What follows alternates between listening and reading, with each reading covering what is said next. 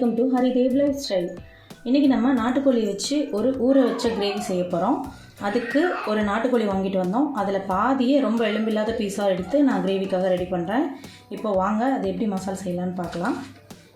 அதுக்கு ஒரு பிடி பெரிய வெங்காயம் நறுக்கி வச்சது போட்டுக்கிறேன். ஒரு பிடி சின்ன வெங்காயம் போட்டுக்கிறேன், முழுசாக தான் போட்டிருக்கேன். அது கூட ஒரு டீஸ்பூன் அளவுக்கு மஞ்சள் தூள்,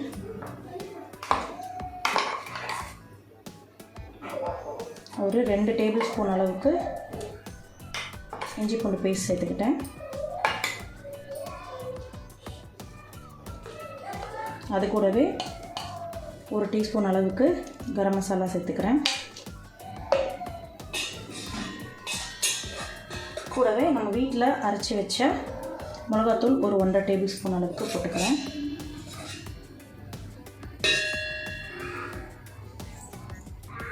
இப்போ இதுக்கு தேவையான தூள் உப்பு சேர்த்துக்கிறேன். கருவேப்பிலை சேர்த்துட்டு இப்போ இது எல்லாத்தையும் நம்ம நல்லா பிசைஞ்சு ஊற வைக்க போகிறோம்.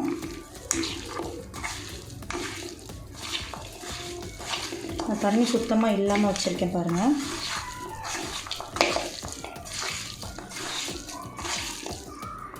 இது கூட ஒரு தக்காளி பழம் போட்டுக்கிறேன். போட்டு அதையும் நல்லா பிசைஞ்சு ஊற வச்சுக்கலாம். உங்களுக்கு வேணும்னா பீஸ் சின்னதாக வேணும்னா கட் பண்ணி போட்டுக்கோங்க, இல்லை பெருசாக இருக்கட்டும்னா அப்படியே வச்சுக்கோங்க. நீங்கள் தனிக்கறியை எடுத்து செஞ்சிங்கன்னா இது சப்பாத்தி கூடலாம் ரொம்ப சூப்பராக இருக்கும். தோசை, இட்லி, சப்பாத்திக்கெலாம் ரொம்ப அருமையாக இருக்கும்.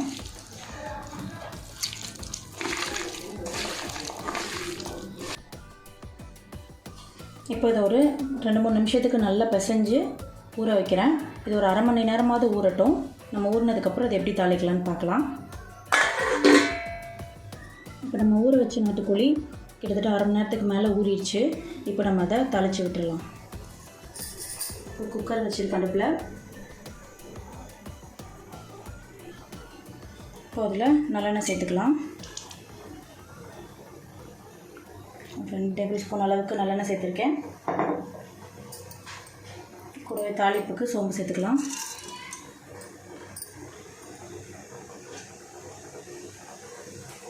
பொரியட்டும்.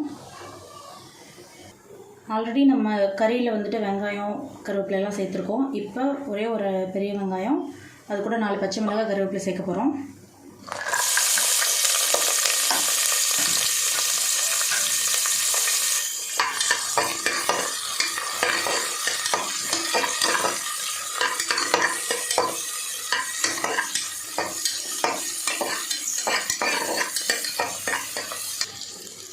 இப்போ நம்ம அது கூட ஊற வச்சுருந்த நாட்டுக்கோழியை சேர்த்துடலாம்.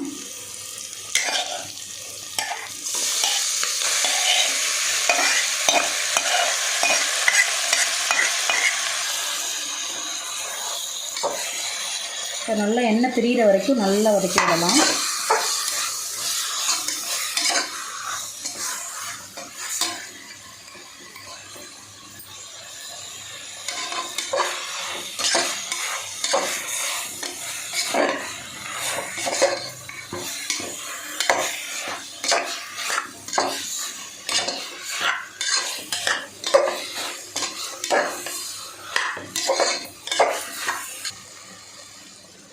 இப்போ இது நல்லா எண்ணெய் பிரிஞ்சு நல்லா வதங்கிடுச்சு. இப்போ இது கூட இதில் கொஞ்சம் முட்டை தான் இருந்தது. ஸோ அதனால் நான் அந்த முட்டையை அப்படியே எதுவும் பண்ணாமல் மேலாப்பில் அப்படியே போட்டு போகிறேன். போட்டுட்டு இதுக்கு தேவையான தண்ணி கொஞ்சமாக சேர்த்துட்டு ஒரு 3 விசில் விட்டு அதுக்கப்புறம் ஒரு 10 இறக்க போகிறேன். போதும். ஏன்னா அது திக்கு கிரேவியாக வரணும். ஸோ அதனால் இதை அப்படியே முட்டையை கலக்காமல் அப்படியே விட்டுறலாம். இப்போ மூடி போட்டு 3 விசில் விட்டு அதுக்கப்புறம் பார்க்கலாம்.